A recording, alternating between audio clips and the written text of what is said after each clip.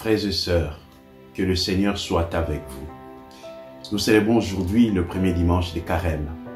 Nous avons ouvert Carême le mercredi des cendres où nous a imposé la cendre sur le front pour que notre cœur en soit imprégné.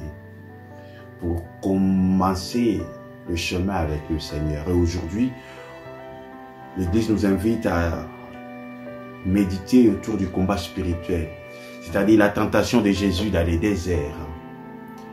Mais une chose est importante à souligner dès le départ, c'est que nous avons un Dieu qui a fait alliance avec son peuple.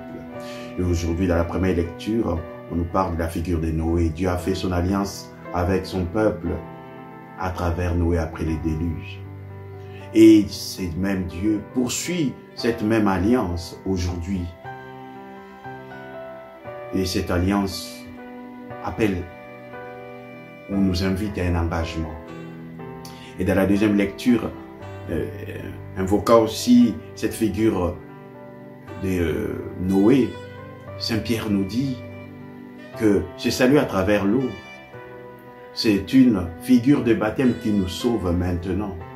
Le baptême ne purifie pas des souillures extérieures, mais c'est un engagement envers Dieu d'une conscience droite par la résurrection de Jésus-Christ. Cela veut dire que cet engagement est appelé à être ravivé. Cet engagement est appelé à être renouvelé. Mais ce n'est pas un acquis, ce n'est pas une évidence, parce que c'est un combat de tous les jours.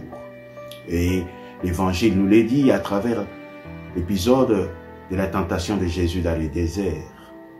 Mais la version de Saint Marc, lui, aujourd'hui, elle est vraiment courte par rapport aux deux versions, c'est-à-dire chez Saint Matthieu, au chapitre 4, du 1er au 11e verset, et chez Luc, au chapitre 4, du 1er au 13e verset, où il y a un déploiement de 3 tentations de Jésus dans le désert.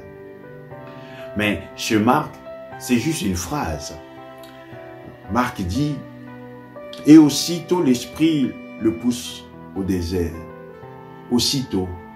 Aussitôt par rapport à quoi? Aussitôt par rapport au baptême. Le Seigneur vient de recevoir le baptême par Jean le Baptiste. Et le ciel s'ouvrit, une voix retentit. « Celui-ci est mon Fils bien-aimé, en qui j'ai mis toute ma faveur. » Et c'est après ce baptême que le Seigneur va dans le désert pour entrer en colloque, en union, en communion avec son Père avant de commencer sa vie publique. C'est là où il sera tenté. Et il poursuit, Saint Marc. Il était dans le désert durant 40 jours tenté par Satan. Et il était avec les bêtes sauvages et les anges le servaient. Et il est sorti vainqueur dans ses combats avec l'adversaire, avec Satan. Et Marc poursuit. Après que Jean eut été livré, Jésus vint en Galilée proclamant l'évangile de Dieu et disant, les règnes de Dieu est tout. Le temps est accompli. Les règnes de Dieu est tout proche. Convertissez-vous et croyez à l'évangile. Après avoir vaincu l'adversaire, il vient maintenant annoncer la bonne nouvelle, l'annonce de la bonne nouvelle. Le temps est accompli, c'est-à-dire c'est maintenant. Comme nous disait encore Saint Paul dans la deuxième lecture, le jour du mercredi des cendres, le temps favorable.